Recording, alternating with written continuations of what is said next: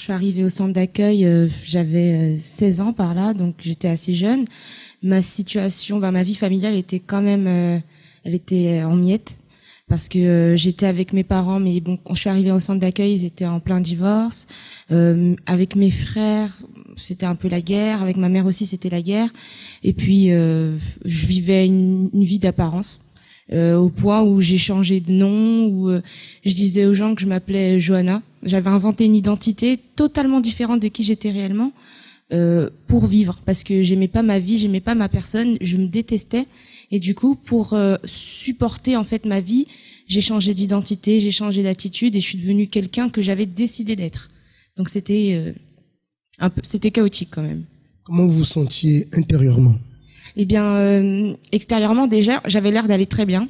Et intérieurement, je me mentais tellement à moi-même que mes propres mensonges, c'était devenu ma réalité, c'était devenu ma vraie vie. Et avant de venir au centre d'accueil, je me disais que j'avais des problèmes, mais comme tout le monde, donc je les supportais. Mais quand je suis arrivée ici, je me suis rendu compte que vraiment j'étais pas bien, que je me sentais mal, que j'étais triste. J'étais vraiment triste, la tristesse que personne, on peut tout faire, mais que personne peut retirer à l'intérieur de soi. Et je me sentais comme ça, en fait, triste. Et combien de temps cette situation a duré?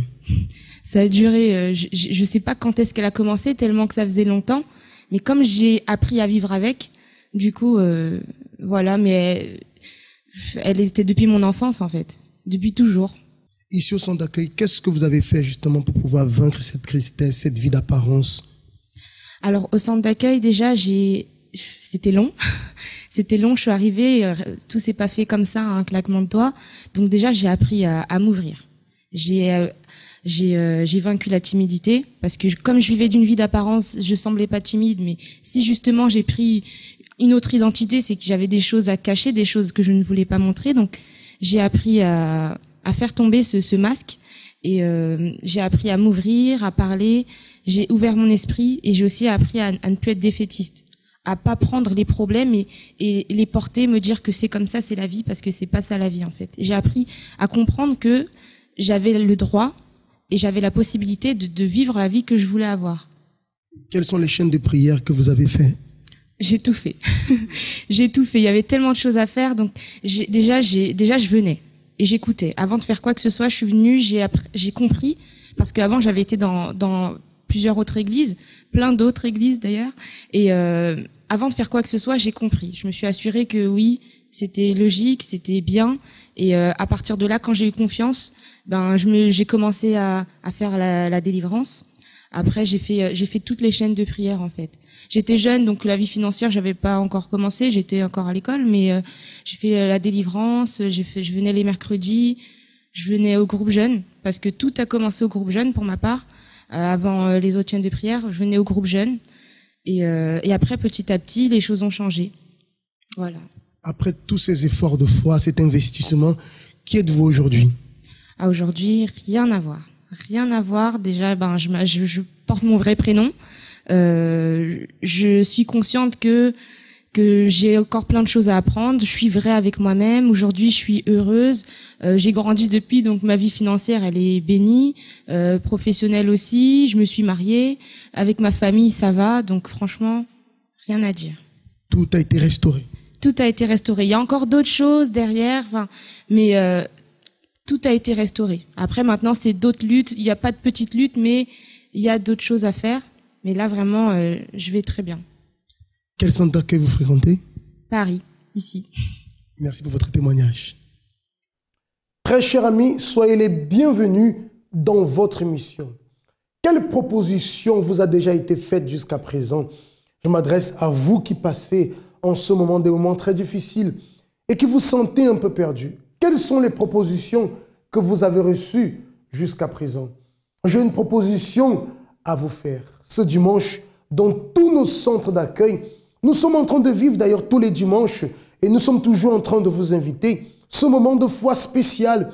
Nous vous invitons à apporter une bouteille d'eau qui va recevoir une goutte d'huile d'onction.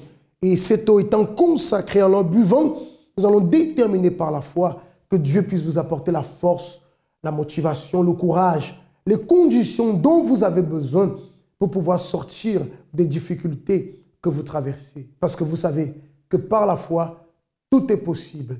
Nous allons voir en ce moment cette histoire, ce témoignage, et je vous demande d'être très attentifs. Vous allez voir comment était la vie de cette personne, et après la mise en pratique de la foi, comment les choses ont été totalement restaurées, comment sa vie a été transformée. Comment était votre vie avant? Ma vie avant était détruite il y a 42 ans en arrière. Oui. Ma sœur et moi, on ne pouvait pas être ensemble. Vous ne pouviez pas être ensemble? Non. Et aujourd'hui, vous êtes ensemble? C'est l'arme de la joie. Oui. Je détestais ma sœur. Ah ouais? Je haïssais mon père. Parce que mon père, il a eu beaucoup d'enfants. Et il a fait une différence entre nous. Oui. Elle faisait des bêtises. Enfin, c'était difficile. Hein? Voilà. Elle faisait des bêtises et c'est moi qui recevais. Qui payait. Voilà. Donc ça a duré 42 ans. 42 ans, je ne parlais pas avec elle. Quand je la voyais, je voulais seulement la frapper pour me venger au fait, le fait que mon père retournait contre moi. Et du coup, pendant 22 ans, j'ai haï mon père. Je détestais mon père. J'ai même souhaité que mon père disparaisse de la terre. Parce que, avec la souffrance qu'il avait avec ma mère, elle faisait des bêtises. Mon père battait ma mère. Et moi, je recevais aussi des insultes. Et avec le temps, la haine a grandi en moi. Et en 2012, ma sœur m'a appelée pour dire que mon père était dans un état critique à l'hôpital. Et je ne voulais pas y aller. Et elle a insisté, je suis partie. Et j'ai vu l'état de mon père qui était très critique. Et je ne voyais plus l'homme qui était méchant. Et je voyais quelqu'un qui était affaibli, mourant. Et ma sœur m'a invitée, elle m'a dit, il faut qu'on essaye de pardonner. Elle m'a invitée plusieurs fois au centre d'accueil. Je dis non, j'ai pas le temps. Moi-même, j'étais malade. J'ai dit, j'ai pas le temps, j'ai pas que ça à faire. Et puis un jour, elle me dit non, viens. Et je suis venue. Et j'ai vu, pasteur, il parlait comme si c'était à moi qu'on m'adressait. Et j'ai commencé à venir faire des chaînes de prière. Et la haine que j'avais envers mon père était énorme. Et avec les chaînes de prière, le vendredi, je venais, le lundi, toute la semaine, je venais. Et à force, toutes les haines que j'avais est partie. Mais c'est pas parti comme ça. Je faisais aussi des chaînes de prière. Et en 2012, quand je suis arrivée en décembre, il y avait à ce moment-là le sacrifice, la campagne d'Israël. Et je l'ai fait. Et à ce moment-là, j'ai demandé pardon à mon père et à ma belle-mère. Et après ça, je me sentais bien. Et aujourd'hui, avec mon père, on parle, alors qu'avant, on pouvait être dans une pièce, on ne pouvait pas s'adresser la parole. Mais avec ma grande sœur, ça parlait beaucoup.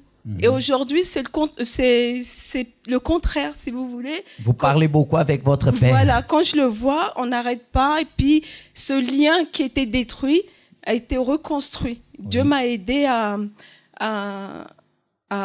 reprendre la joie en moi. Toute la haine que j'avais, j'en ai plus du tout. Et tous mes frères et sœurs qui haïssaient mon père aussi, ma sœur et moi, on venait à la chaîne de prière de jeudi. On a prié. Maintenant, les frères et sœurs, ils vont voir mon père. Alors qu'avant, ils n'y allaient jamais. Ils le détestaient parce que nous, il nous a éloignés complètement. Et il a privilégié ma grande sœur et mon grand frère. Donc aujourd'hui, tout va bien. Dans la famille, tout va bien. Et ma sœur, quand elle n'a pas de mes nouvelles, elle m'appelle de temps en temps. Oui. Et vice-versa. Alors qu'il y a 42 ans en arrière, je ne la supportais pas. Et elle ne me voyait pas non plus. Et donc aujourd'hui, on est unis. Et quoi d'autre vous avez à témoigner? Alors, moi, j'étais malade depuis l'âge de 14 ans. Jusqu'à 42 ans, je saignais. Oui. J'ai allé partout. Et même mes cousines m'ont dit d'aller au Togo. Je suis partie au Togo, je suis revenue. C'était encore pire que tout. J'ai une autre cousine là-bas qui connaît un féticheur qui pouvait me guérir. Et quand je suis allée, en revenant, c'était pire encore. J'avais plus du tout, presque plus de sang dans le corps. Et on m'a mise à l'hôpital, transfusée. Malgré ça, il n'y avait rien à faire. Et donc, en 2012, on m'a dit qu'il fallait tout enlever, les ovaires, utérus et tout, pour pouvoir arrêter ce saignement. Alors, je lui dis non, je pleurais tellement que je dis non, je peux pas. Et à ce moment-là, en mois de décembre même, il y avait le campagne d'Israël. Je devais rentrer le lundi. J'ai sacrifié le dimanche. Et le lundi, je suis rentrée à l'hôpital. Quand je suis rentrée au bloc, ils ont refait des examens.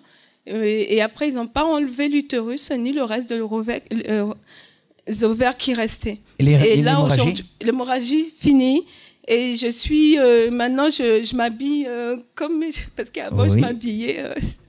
Donc maintenant, je suis bien, je me sens bien. Professionnellement, Dieu a exaucé. J'ai fait des sacrifices et Dieu a exaucé. Aujourd'hui, j'ai ma propre boutique à moi et je vais continuer à. De quoi? De pressing. Vous avez un pressing? Vous gérez un pressing? Je gère un pressing. Je suis gérante d'un pressing à Ville d'Avray, à côté de Saint-Cloud. Qui a fait tout ça dans votre vie? C'est Seigneur Jésus-Christ. Aujourd'hui, vous pouvez regarder votre sœur dans les yeux et lui dire que vous l'aimez. Alors enlacez-vous, s'il vous plaît. Que Dieu vous bénisse au nom de Jésus. Amen. Jour après jour, nous entendons beaucoup d'histoires de souffrance. Des personnes qui se lamentent à cause de la tristesse, de la souffrance qu'elles vivent. Et on a l'impression que le monde ne fait que de ça. Que des personnes qui souffrent, que des personnes totalement détruites, anéanties, des personnes qui se retrouvent dans des situations et qui n'en sortiront jamais. Mais d'un autre côté, il y a tout le contraire qui se produit. Des choses inimaginables, invraisemblables, des choses qui aux yeux des hommes n'est pas possible, mais qui se réalisent dans la vie de beaucoup de personnes. Ce sont celles qui ont rencontré la foi, comme Patricia, et qui sont en train de vivre à travers la foi une nouvelle vie, qui sont en train de conquérir, qui sont en train de voir ce qui est impossible dans leur vie devenir possible. Et cela, très cher ami, c'est aussi à votre portée. Vous pouvez, à travers la foi, résoudre véritablement toutes les situations difficiles, voire impossibles de votre vie. Je vous laisse en ce moment avec une autre histoire. Soyez attentifs. Voyez ce cas. Et vous allez découvrir comment la transformation est arrivée. Les problèmes que j'ai rencontrés avec mon ex-femme, les mères de mes enfants, elle vient avec des hommes, quelqu'un dans ma propre maison. J'ai pris ma valise, on s'est séparés et je suis remarié. Dans les années, j'avais plein de problèmes. Et avec ça, elle prenait toujours mon argent. Et on m'a dit, oui, il faut que tu payes passeport alimentaire. Je suis venu ici en France, je n'ai jamais chômé. Donc, j'ai gagné un peu, mais ça coupait un peu. Ça coupait la moitié de mon salaire à l'époque. Je ne pouvais pas régler, parce qu'il y avait des dettes qu'elle m'a laissées. Il fallait qu'une assistance sociale m'aide à pouvoir s'en sortir. Tout le temps, les enfants venaient me voir, papa, sois fort. J'ai dit, oui, je vais être fort. En 2005, en Côte d'Ivoire, j'ai construit une maison dans ma famille. De retour, quand j'ai fini, je suis rentré ici en France et je suis tombé malade. Et cette maladie, les docteurs disent qu'ils ne connaissent pas. On m'a fait scanner partout. On ne sait pas quelle maladie que j'ai. Et quand j'ai fait tous les radios, tous les scanners, tous Radio Europe, partout, Amérique, à Neuilly-sur-Seine, j'ai été. Ils n'ont rien trouvé. Mais quand je reviens comme ça le soir, mes deux jambes, je ne peux pas me dormir sur mon lit. Je marchais avec des béquilles. J'avais abandonné complètement mon travail. Ma société était tombée aussi. Il y a le monsieur à qui j'ai laissé tout, il a pris tout, et puis il est parti aux États-Unis sans que de donner suite. Il n'a pas payé les employés. J'avais les fixes qui me suivaient tout. Il y avait des problèmes financiers. Je me suis battu. Pendant 5 ans, je me suis battu pour cette situation. Dans la situation où vous êtes en ce moment, principalement vous, il y a des personnes qui se disent « Ah, j'ai fait avec, c'est la vie. » Bon, chacun fait son choix. Mais vous qui dites « Je n'accepte plus ce problème dans ma vie. Je ne veux plus vivre avec cette souffrance. Je veux m'en sortir. » Quel que soit le domaine dans lequel vous vivez cette situation, si c'est professionnel, si c'est sur le plan de la santé familiale, si c'est administratif, si c'est financier, peu importe. Si vous dites « Je ne veux plus vivre avec ce problème, je veux m'en sortir », vous ne savez pas comment, alors très cher ami, voilà pourquoi je vous invite à être avec nous ce dimanche où nous allons vivre ce moment de foi. Peut-être vous êtes désespéré, vous avez perdu de l'énergie à tenter plusieurs fois et vous n'avez pas réussi. Ce dimanche, lorsque nous allons consacrer l'eau que vous allez apporter, lorsque vous allez la boire, Dieu va agir dans votre intérieur. C'est la foi. Nous croyons. Dieu va se manifester. Comme je disais, quelle proposition avez-vous reçue jusqu'à présent? Et j'ai la certitude que si vous croyez dans ce que je vous dis, alors, comme vous croyez et comme nous le déclarons, les choses vont se produire. Et vous allez recevoir cette force pour pouvoir lutter. Non seulement la force pour pouvoir lutter, mais surtout, vous allez voir la solution dans votre vie. Parce qu'elle est pour ceux qui croient et qui vont jusqu'au bout dans la bataille. Je suis arrivé au centre d'accueil. J'ai connu cette église par évangélisation, ceux qui ont fait évangélisation dans les métros, à la gare de Villejuif. Ma femme aujourd'hui qui est là, c'est elle qui a pris cette semaine. Elle a dit, tu cherchais l'église. Mais j'ai appelé, on dit l'église à Villejuif. Je dis, oh, laisse cette histoire d'église. Et ma femme est venue. Elle partait à l'église. J'ai dit, bon, tous les soirs tu vas là-bas. Donc aujourd'hui, dimanche, je vais te suivre. J'étais assis. Mais tout ce que le pasteur disait, la prédication, c'était pour moi. Et après, j'ai vu le pasteur. Je lui ai expliqué mon problème. Et il m'a dit, comme vous êtes malade, vous venez tous les mardis. Il y a eu la campagne d'Israël. J'ai fait la campagne pour ma guérison. J'ai le marabout, je dépense. On dépense. Le marabout te dit ça et puis tu dépenses. Le marabout te dit de faire ça et puis tu fais. Mais là où on te dit directement à l'autel de Dieu, fais ton sacrifice et puis Dieu va te guérir. C'est sorti sur l'autel. Alors je me dis, moi je vais me sacrifier. J'ai dit à ma femme, je n'ai rien à perdre. À l'époque, je dis, je suis déjà mort. La campagne d'Israël, pour moi, c'est le plus court chemin pour voir la grandeur de Dieu, la puissance de Dieu. Avec la campagne d'Israël, on voit la gloire de Dieu.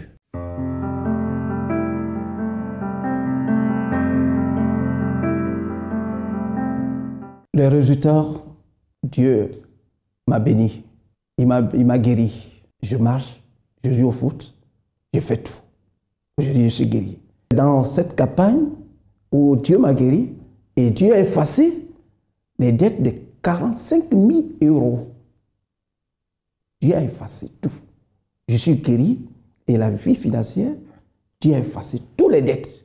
J'ai participé à la campagne pour la pension alimentaire. Les enfants qui sont grands et que je paye pension alimentaire, l'argent, il faut que cet argent, il faut que ça cesse cette année. 2016, il faut que ça cesse. Et Dieu a répondu. Ma vie financière, parce que l'argent des pensions alimentaires qui partait, Dieu a stoppé aujourd'hui. Par la campagne d'Israël, toutes ces campagnes que je fais, il y a eu la guerre en Côte d'Ivoire. Ils n'ont pas touché ma maison. Toute ma famille était intacte. Dieu m'a guéri. Et ce que j'ai eu, ce que Dieu m'a fait, je passe aussi à les autres. Tout ce que Dieu a fait pour moi aussi, je passe aux gens. Je suis plus endetté, la vie financière. Dans mon service, le directeur m'a fait asseoir. Tous les grands sont venus pour me voir parce que mon directeur ne voulait pas. Dieu a touché les plus, ceux qui sont, les autorités même qui ont la société, ils sont venus me voir. Et ils m'ont dit, qu'est-ce que tu veux qu'on te donne? Ça, c'est tout récemment. Donc Dieu, il est grand. Aujourd'hui, je suis, avec la vie financière, je suis heureux. Ceux qui ne croient pas, moi, je leur dis de venir voir. Qui dans ce monde peut vous garantir une transformation de vie? Qui dans ce monde peut vous assurer à 100% le futur que vous aurez? Personne. On peut faire des pronostics, mais personne ne peut vous garantir à 100% que votre vie sera ce que vous voulez qu'elle soit. Mais la foi, Dieu peut vous garantir à 100% le bonheur, la félicité. Voilà pourquoi nous vous invitons à la foi. Qui pouvait garantir à M. Denis la guérison, la restauration totale de sa vie? Personne. Et personne. Parce que tant d'années il a vécu dans la souffrance. Mais en s'approchant de Dieu, en lui faisant confiance, en croyant, vous voyez que par la foi, les choses ont été garanties. Il a été restauré. Et c'est la garantie que nous vous proposons. Celle de mettre votre confiance en Dieu. Mais comment mettre sa confiance en Dieu? C'est le travail que nous faisons jour après jour au centre d'accueil. Nous vous enseignons, nous vous instruisons comment agir la foi pour que cette foi puisse apporter véritablement des résultats dans votre vie. C'est la raison pour laquelle aujourd'hui, même vendredi, si vous désirez vous joindre à nous, vous avez notre contact. Les portes du centre d'accueil sont ouvertes Et aujourd'hui, nous allons lutter pour la délivrance spirituelle, le déblocage spirituel. Tout problème a une origine. Nous allons alors agir la foi. Soyez là avec nous et vous allez comprendre plus en profondeur au sujet de ce travail merveilleux. Que Dieu vous bénisse et je vous dis à très bientôt dans une autre émission. Ma vie était une vie catastrophique, dramatique, avec beaucoup de problèmes. Surtout dans la vie sentimentale,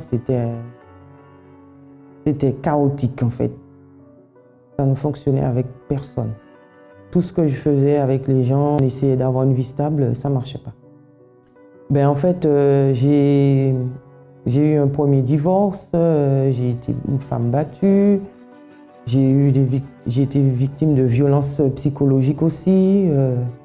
Ça ne fonctionnait pas. Tout ce que je faisais, je ne comprenais pas pourquoi. Après, les personnes, je devais les quitter parce qu'il y avait des trahisons, des mensonges. C'était tout ça ma vie sentimentale. Je me sentais triste, rejetée. Je ne comprenais pas pourquoi je n'arrivais pas à trouver quelqu'un pour faire ma vie. Donc, c'était pas... j'avais plus confiance en moi déjà à cause de tout ça. C'est-à-dire, avant d'arriver au centre d'accueil, je sortais d'une séparation et par rapport à ça, j'ai dû quitter mon pays pour venir ici, parce que ma vie était en danger. Et c'était mon plus gros problème, c'était dans ma vie sentimentale. J'avais un vide total, J'étais quelqu'un, j'arrivais pas à rester seul parce que j'étais toujours habitué à être avec une femme, à être accompagné, C'était l'une des premières fois où ça m'arrivait d'être seul et c'était une période très difficile à vivre, de se retrouver tout seul. Ensuite, j'ai été évangélisé à Saint-Denis, à travers le semeur qui est resté au moins 3-4 mois sur ma table dans la cuisine. Au moment où je l'ai ouvert, j'ai vu des témoignages et j'ai regardé, j'ai dit si Dieu il a réalisé ça dans la vie de ces gens-là, il peut faire de même dans la mienne, Et j'ai commencé à venir au centre d'accueil, à faire les chaînes de prière, tout. Et moi, ce que je voulais, c'était être accompagné, avoir ma moitié à moi, Entre-temps, je rencontrais des gens, mais je rencontrais des femmes, mais dès que je parlais de Dieu, elles fuyaient. Moi, tout ce que je voulais, c'était une femme de Dieu. Et pour obtenir cela, j'ai décidé de sacrifier. Voilà, j'ai entendu parler de la campagne d'Israël. Je ne savais pas vraiment ce que c'était. Mais à travers les témoignages que j'ai lus, j'ai dit, si Dieu il a pu bénir ces gens-là, il peut faire de même avec moi. Et j'ai sacrifié. Et c'est à travers cette campagne d'Israël que j'ai rencontré mon épouse. C'est-à-dire, on s'est rencontrés chez une amie en commun qu'on ne connaissait pas, alors que ce jour-là, je ne devais pas du tout me retrouver là. C'est le jeudi que j'avais rendez-vous avec cette amie et je suis venu le mardi récupérer quelque chose chez elle. Et mon épouse, elle était là et quand je l'ai vue tout de suite, il s'est passé quelque chose à l'intérieur de moi qui a fait que moi, j'ai posé la question à Dieu, Seigneur, est-ce bien elle? J'avais l'assurance, la certitude. Je n'ai pas porté attention parce que j'avais pris une décision que je ne voulais plus personne dans ma vie, en fait. Et il est venu, il a commencé à me parler de Dieu, machin. Et donc, en fait, on s'est mis à table côte à côte. Et on avait oublié les autres, en fait. On parlait que de Dieu et tout. Mais je l'ai écouté, mais sans plus. Parce que je sais que moi, ce ne sera pas lui. Enfin, je ne m'attendais pas. Parce que j'avais pris une décision et que peu importe ce qu'il aurait dit, ça allait pas, il n'allait pas avoir gain de cause, en fait. Le fait de fumer, je me sentais bien parce qu'il y avait encore le vide. Même si j'étais marié, il y avait encore ce vide parce que je n'étais pas encore baptisé du Saint-Esprit. Donc il y avait encore ce vide et c'est à travers la drogue que je comblais ce vide-là, Et en fumant, je me sentais bien, mais au moment où l'effet était dissipé, tout redevenait normal, Tous les problèmes, le vide, il était encore là. En fait, lui, il est parti tout seul dans cette église que je ne connaissais pas. Moi, j'ai continué à aller dans la dénomination que je connaissais. Mais lui, quand il rentrait, il était tout le temps en train de chanter, louer Dieu, tout ça. Et moi, ça m'énervait, ça m'irritait parce que moi, je me sentais toujours triste, toujours angoissée, toujours vide. Je ne me sentais pas bien malgré que moi aussi, j'allais dans une église. Et en fait, comme il allait tout le temps à l'église, ça m'énervait de plus en plus. Donc, j'avais caché sa Bible pour qu'il n'y aille pas du tout à l'église. Et je voulais fermer la porte à clé et enlever les clés. En fait, je voulais l'en empêcher, mais lui, il pensait que ça. Bon, je vais à l'église tout le temps. Et moi, ça m'énervait. Mais quand il rentrait, il était toujours joyeux. Et moi, j'avais toujours les mauvaises pensées. Voilà, j'étais pas bien. J'avais toujours les pensées de suicide, des pensées négatives. C'est pas parce que j'étais avec lui, parce qu'à un moment, on s'est mariés pour rester ensemble. Mais c'était pas parti, ce vide, cette tristesse. J'étais pas comblée malgré que j'étais mariée. Je pensais que, cette fois-ci, j'ai quelqu'un. Mais ça n'avait pas changé grand-chose à l'intérieur de moi, en fait. Ben, un jour, je ne sais pas, j'ai dit, bon, il y va. Je n'osais pas lui dire que je voulais venir parce que je pensais qu'elle allait me dire non. Et un jour, il s'est habillé, puis moi aussi, je me suis habillée, j'ai dit, je viens avec toi. Il ne m'a rien dit, du coup, j'ai dit, bon, ben, je peux le suivre, et je l'ai suivi. C'est bizarre.